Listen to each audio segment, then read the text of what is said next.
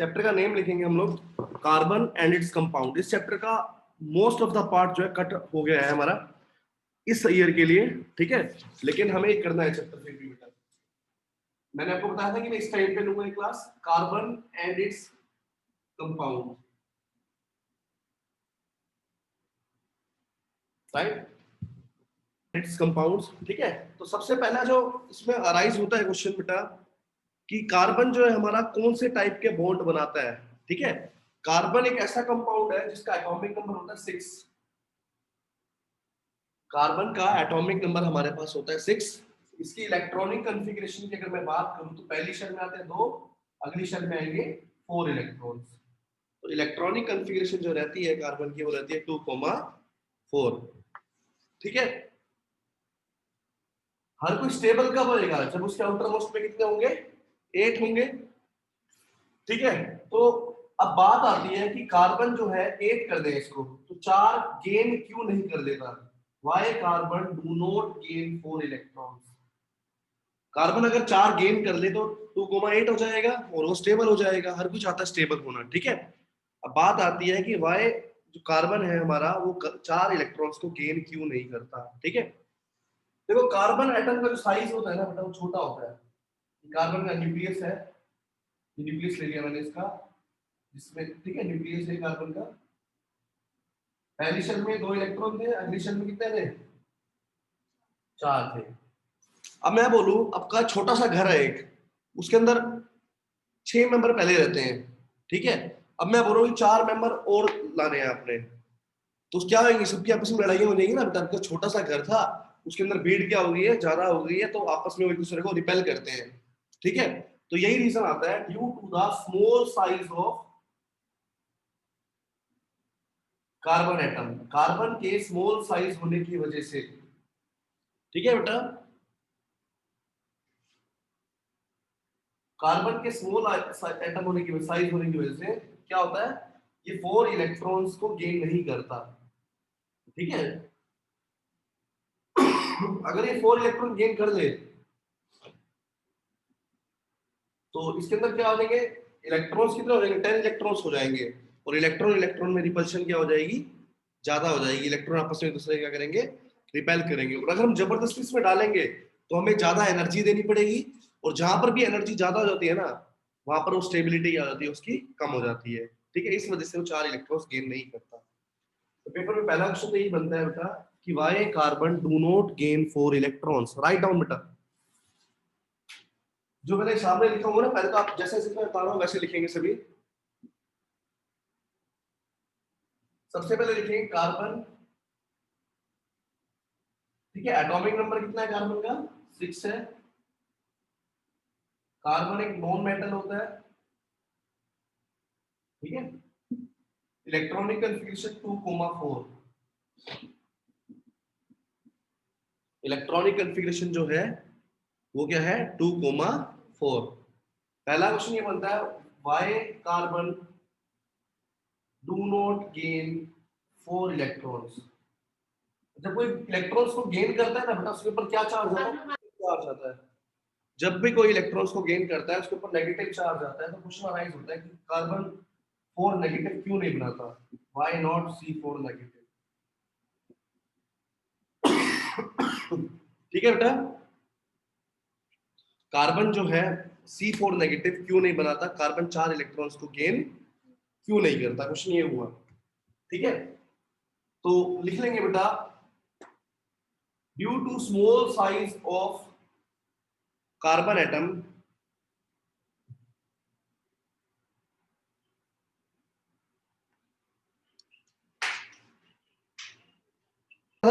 Carbon 4 electrons को gain क्यों नहीं करता, स्मॉल साइज होने की वजह से कार्बन एटम का high electron electron repulsion takes place, ठीक है।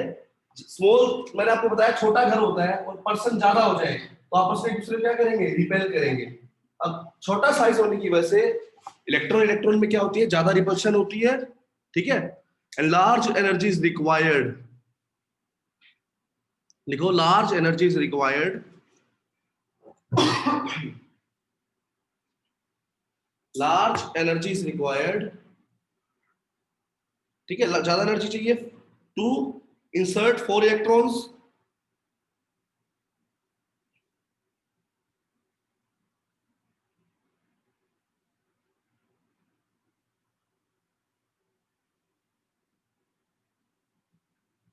ठीक है, four to insert 4 electrons. And large energy का मतलब क्या होता है? अनस्टेबिलिटी होता है। जितनी ज्यादा एनर्जी हमें किसी चीज में देनी पड़ती है ना, तो उतना ज्यादा वो अनस्टेबल हो जाता है बेटा, ठीक है। तो large energy means high instability. इस वजह से वो 4 इलेक्ट्रॉन्स गेन नहीं करता, बिकॉज हर कोई गेन क्यों करता है? ताकि वो स्टेबल हो सके। अब इतनी एनर्जी देनी पड़ रही है तो वो अनस्टेबल हो जाएगा, तो फायदा ही नहीं है फिर उसको गेन करने का। ये बात समझ आ गई कि कार्बन 4 इलेक्ट्रॉन गेन क्यों नहीं करता? घर छोटा होने की वजह से, साइज छोटा होने की वजह से इलेक्ट्रॉन इलेक्ट्रॉन में रिपल्शन होती है। ज्यादा एनर्जी देनी पड़ेगी हमें इंसर्ट करने के लिए, ज्यादा एनर्जी का मतलब अनस्टेबिलिटी, ठीक है। चलिए नेक्स्ट आता है, अब फिर 4 लूज क्यों नहीं कर देता? Why carbon do not lose 4 electrons? Why carbon do not lose 4 electrons? 4 electrons को कार्बन लूज क्यों नहीं कर देता? राइट देखो बेटा, कार्बन का इलेक्ट्रॉनिक कन्फिग्रेशन था 2 4। अगर ये 4 लूज कर दे तब एक ही शेल रह जाएगी ना उसके अंदर बेटा, है ना। देखो 4 इलेक्ट्रॉन को लूज करना है, आप समझना एक बात, एक क्लासरूम है छोटी सी, कार्बन का साइज क्या था? छोटा था ना, तो छोटी क्लासरूम है ये। सेंटर में जो न्यूक्लियस है ना, वो समझो आप टीचर है आपका, ठीक है। तो 4 बच्चे निकालने हैं रूम में से टीचर की प्रेजेंस में, मतलब समझो इस बात को। क्लासरूम छोटा है और टीचर से बंक मारना है उन्होंने, क्या मार पाएंगे? वो नहीं मार पाएंगे। क्यों? टीचर जो है उन स्टूडेंट्स को क्या करके रखता है? होल्ड करके रखता है। जो न्यूक्लियस जो है वो इलेक्ट्रॉन्स को क्या करता है? होल्ड करके रखता है।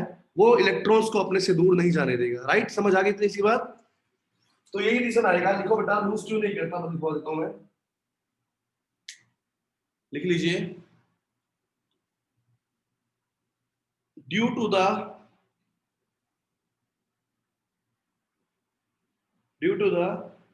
Small size of carbon atom,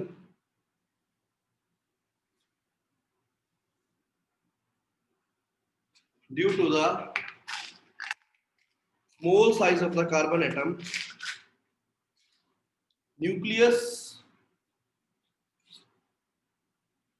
hold the electrons,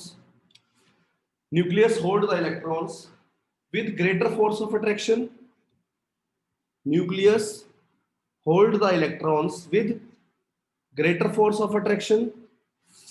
Nucleus hold the electrons with greater force of attraction, and to remove 4 electrons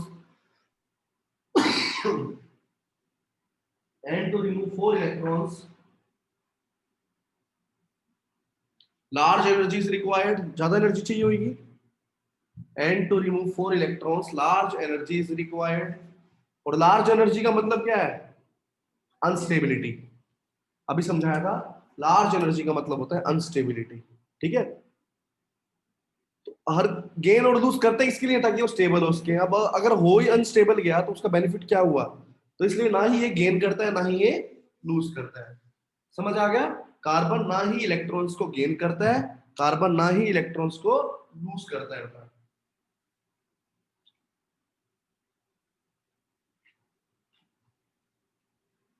फिर क्वेश्चन राइज होता है कार्बन करता क्या है, ठीक है। ना गेन करता है ना लूज करता है।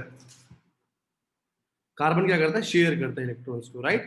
तो लिखिए, कार्बन ना ही गेन करता है ना ही लूज करता है। कार्बन करता क्या है? कार्बन जो है शेयर करता है इलेक्ट्रॉन्स को टू कंप्लीट इट्स ऑक्टेट।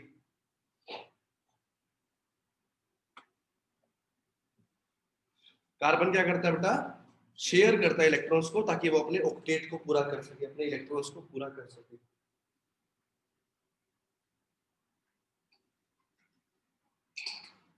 समझ आ गई इतनी सी बात बेटा?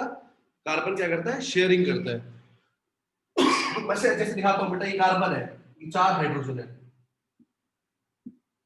कार्बन के आउटर मोस्ट में कितने थे? 4 थे। कार्बन का इलेक्ट्रॉनिक कन्फिग्रेशन क्या थी? 2,4 थी ना। आउटर मोस्ट में तो 4 है ना, बाहर वाली में 4 है।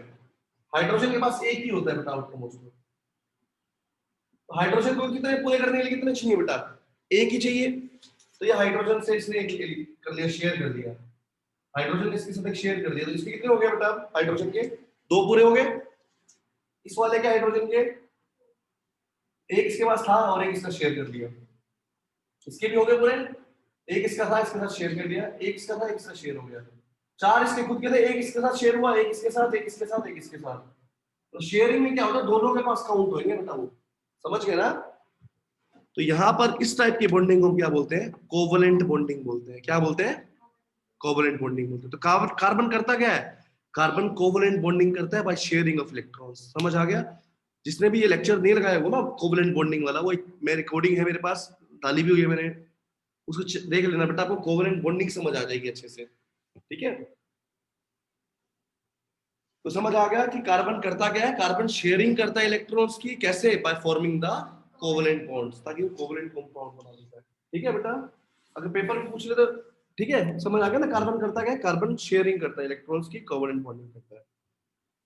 ठीक है बेटा, पुट नेक्स्ट हेडिंग बेटा, versatile nature of carbon. Versatile nature of carbon. Versatile का मतलब होता है यूनिक। कार्बन एक यूनिक नेचर है उसका। या पेपर में ऐसा क्वेश्चन आया था, why carbon form large number of compounds. Carbon जो है मिलियंस ऑफ कंपाउंड्स बनाता है बेटा।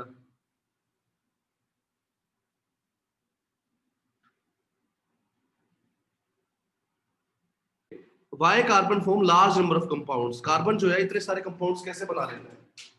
मिलियंस ऑफ कंपाउंड्स कार्बन के नोन है, मिलियंस ऑफ कंपाउंड्स। तो कार्बन इतने सारे कंपाउंड कैसे बनाता है बेटा? क्वेश्चन ये है, क्यों बनाता है वो। ठीक है, तो इसके 3 पॉइंट आएंगे बेटा। सबसे पहला होता है कैटिनेशन। कैटिनेशन सबसे इंपॉर्टेंट पॉइंट है। कैटिनेशन होता क्या है? ठीक है, मान लो ये कुछ पर्सन्स हैं, ठीक है, ये इनके हाथ है,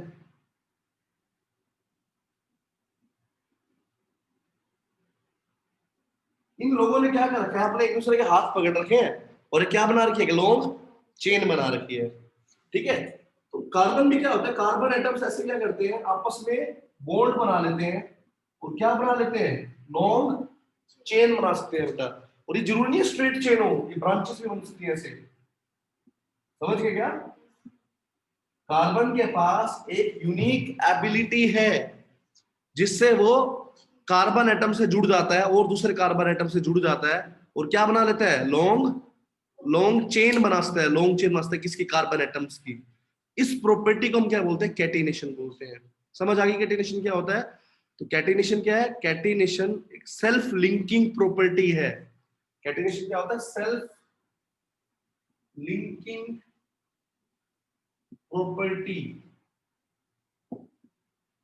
ठीक है, सेल्फ लिंकिंग प्रॉपर्टी है ये, जिसके अंदर क्या होते हैं, जो एलिमेंट है वो आप अपने दूसरे एलिमेंट से लिंक होता जाता है और क्या बना लेता है? लॉन्ग चेन फॉर्म करता है बेटा। ठीक है, तो लिखिए कैटिनेशन की definition. It is the self linking property of an element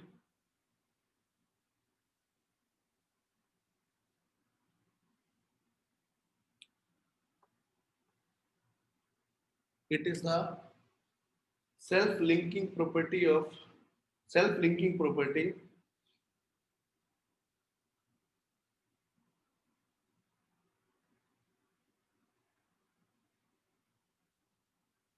ठीक है, सेल्फ लिंकिंग प्रॉपर्टी होती है इन विच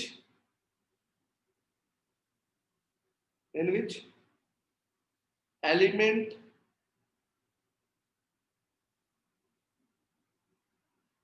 जिसमें जो एलिमेंट है is able to form long chains.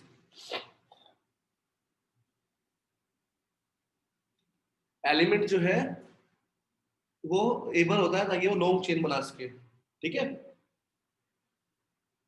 Carbon जो है बेटा, कार्बन के पास ये यूनिक एबिलिटी है।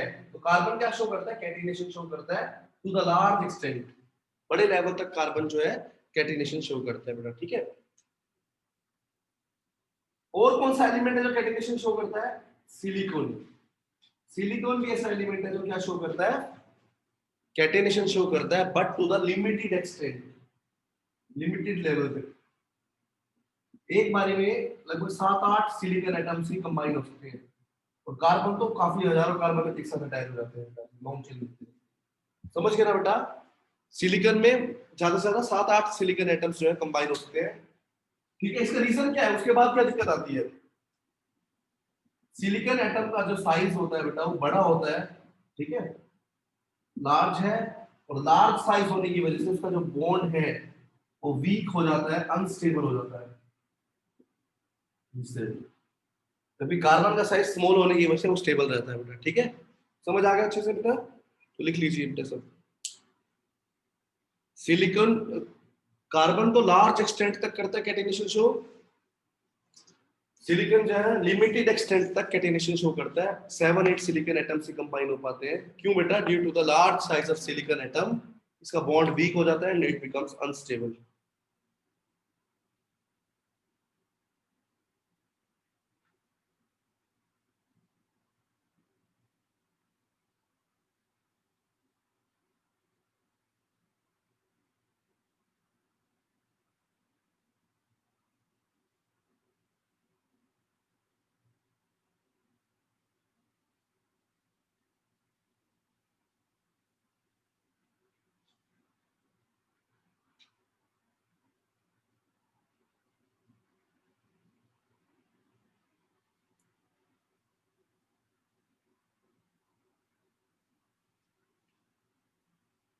डन बेटा? सेकंड प्रॉपर्टी है बेटा जिसकी वजह से होता है टेट्रावैलेंट।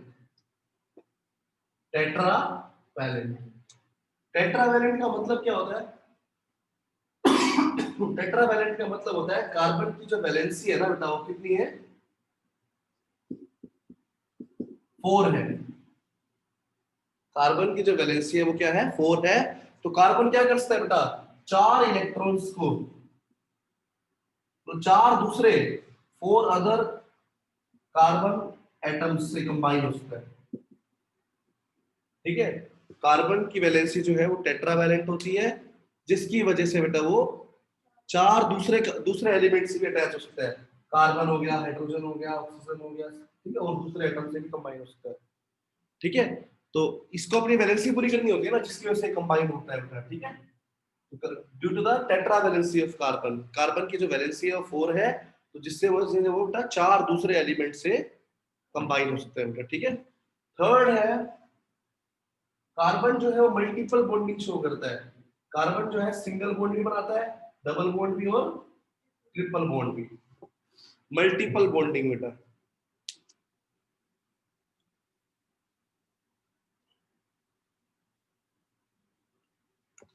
मल्टीपल बॉन्डिंग समझ आ गया बेटा? मल्टीपल बॉन्डिंग का मतलब क्या है? कार्बन जो है सिंगल, डबल और ट्रिपल तीनों टाइप के बॉन्ड बना सकते हैं बेटा। ठीक है, कैसे बनाएगा वो आगे पता लग जाएगा आपको बेटा, जैसे जैसे चैप्टर चलेगा। ठीक है,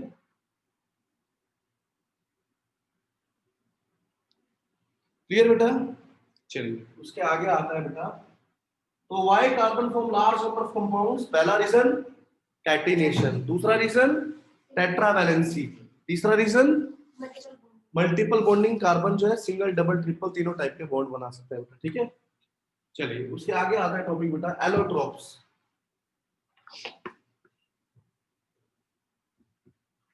नेक्स्ट टॉपिक आता है बेटा मेरे पास एलोट्रोप्स। ठीक है, एलोट्रोप्स क्या होता है? एलोट्रोप्स मैंने आपको एग्जांपल दिया था भगवान का बेटा, गॉड का। ठीक है, अलग अलग भगवान, अलग अलग तरीके के भगवान हैं। ठीक है, जैसे गणेश जी, हनुमान जी, श्री राम जी, तो सबकी जैसे मैं नाम ले रहा हूँ आपकी उनके आगे उनकी इमेज आपके आगे माइंड में आ गई होगी बेटा। ठीक है, शिव जी, हनुमान जी, ठीक है, गुरु नानक जी, तो ये अलग अलग टाइप के जो भगवान हैं। ठीक है, लेकिन है सारे सारे एक ही क्या? भगवान ही है सारे सारे। ठीक है, तो मतलब कहने का मतलब वो फिजिकली वो दिख अलग अलग रहे हैं हमें, उनकी जो फिजिकल अपीयरेंस है वो क्या है? डिफरेंट है, लेकिन एक्चुअली में सब एक ही है, वो भगवान है सारे सारे। ठीक है, तो एलोट्रोप का मतलब भी यही होता है कि जो फिजिकली तो अलग अलग दिखे, लेकिन केमिकली वो क्या हो? सेम हो। ठीक है, तो लिखो the element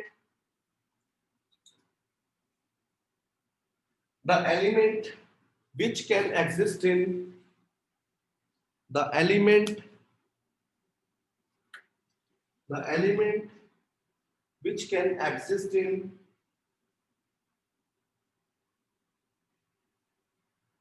more than one physical form.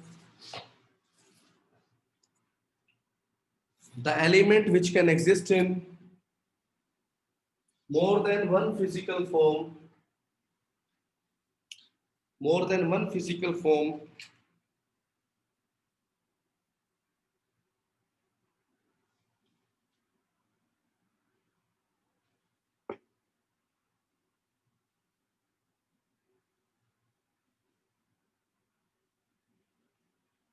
ठीक है बेटा? The element which can exist in more than one physical form, but chemically they are same. But chemically they are same. ठीक है? फिजिकली तो वो अलग अलग है, लेकिन केमिकली वो क्या है बेटा? सेम है. Chemically they are same, right? Example के लिए बेटा कार्बन के जो एलोट्रोप्स होते हैं, कार्बन मुझे 3 तरह के एलोट्रोप से मिलता है. एलोट्रोप्स ऑफ कार्बन, पहला है बेटा डायमंड, दूसरा है ग्रेफाइट, तीसरा है बेटा फॉलरेंस.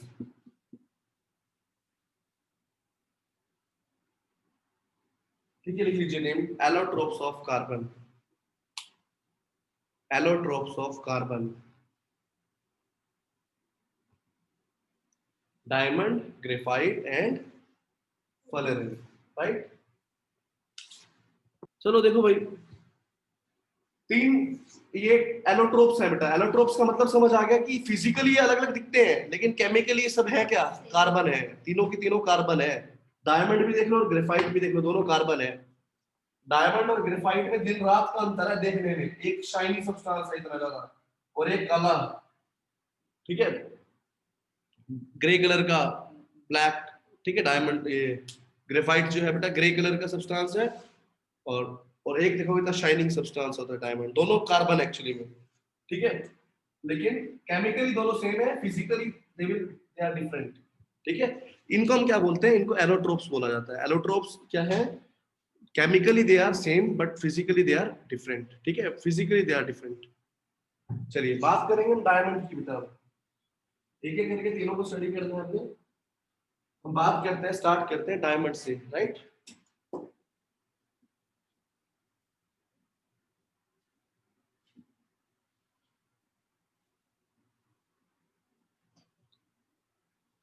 तो डायमंड में क्या है बेटा?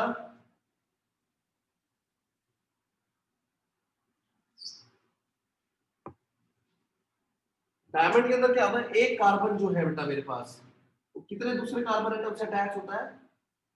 4 दूसरे कार्बन एटम से अटैच होता है.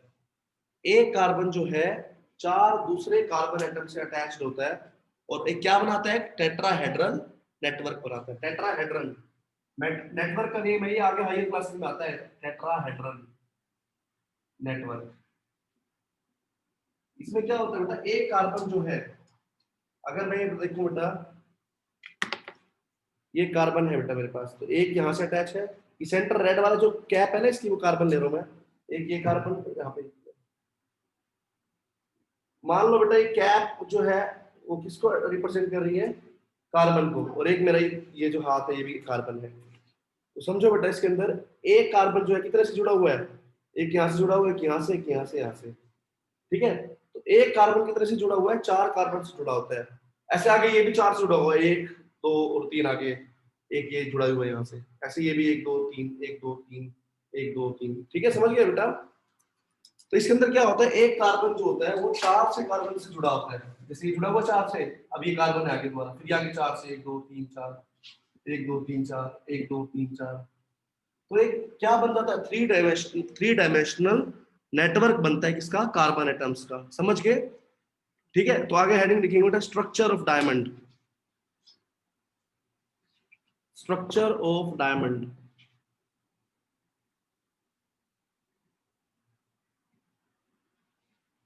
स्ट्रक्चर ऑफ डायमंड बेटा. In diamond, in diamond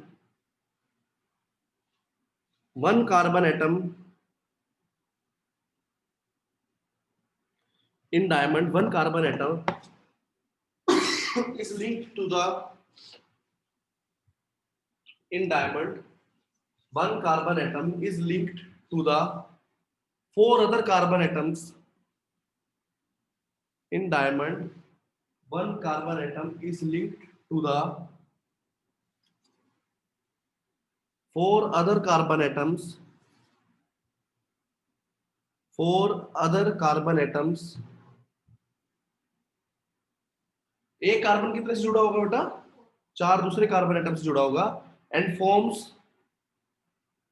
forms three dimensional and forms three-dimensional rigid network and forms three-dimensional rigid network.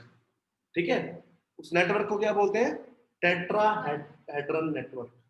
ठीक है बेटा, उस स्ट्रक्चर को बोला जाता है टेट्राहेड्रन नेटवर्क. ठीक है, इसमें क्या होता है, एक कार्बन जो है वो कितने कार्बन से जुड़ा हुआ बेटा, चार दूसरे कार्बन एटम से जुड़ा होता है और क्या बनाता है, टेट्राहेड्रन नेटवर्क फॉर्म करता है, थ्री डायमेंशनल नेटवर्क बनाता है. ठीक है,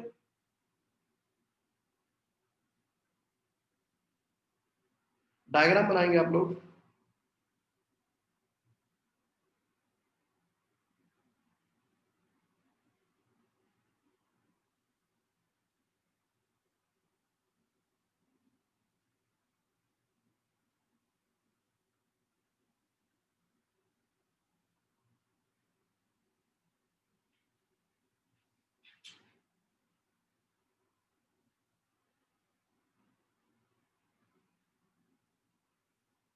ये जो डायग्राम दिखा रखे हैं डायमंड की दिखा रखी है स्ट्रक्चर बेटा, हर एक कार्बन जो है ना यहाँ पर चार से जुड़ा हुआ है, एक कार्बन, एक दो तीन, फिर अगला वाला एक दो, हर कार्बन जो है चार कार्बन एटम से जुड़ा हुआ है इसमें, और क्या बनाएगा, थ्री डायमेंशनल नेटवर्क बनाता है बेटा. ठीक है,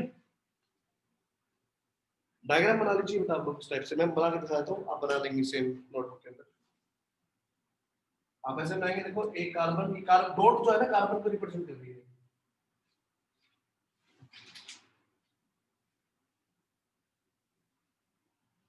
ठीक है, एक कार्बन जो है कि चार कार्बन से जोड़ते हैं आप लोग. ये चार कैसे जुड़ा हुआ, एक इधर से और तीन आगे हो गए, ऐसे ही है.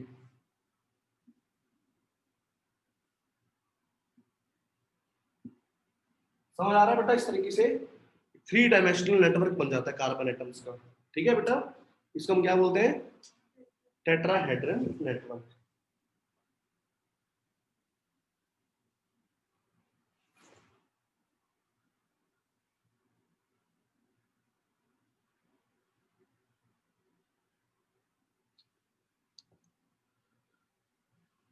टेट्राहेड्रन एंगल इसको बोला जाता है, जो दो कार्बन एटम्स के बीच में एंगल होता है, कितना होता है बेटा, ये 109 डिग्री या 1 मिनट होता है बेटा. ठीक है, 109.5 डिग्री. ठीक है बेटा, 109.5 डिग्री बेटा बॉन्ड एंगल जो होता है. ठीक है, ये होता है 109 डिग्री 0.5. एक होता है बेटा बॉन्ड लेंथ, ये बॉन्ड की जो लेंथ होती है ये होती है 154 पिकोमीटर, 154 पिकोमीटर और 109.5 डिग्री. ठीक है बेटा, ये आपको याद रखनी है, ये कंपटीशन वगैरह एग्जाम्स में पूछी जाती है. ठीक है,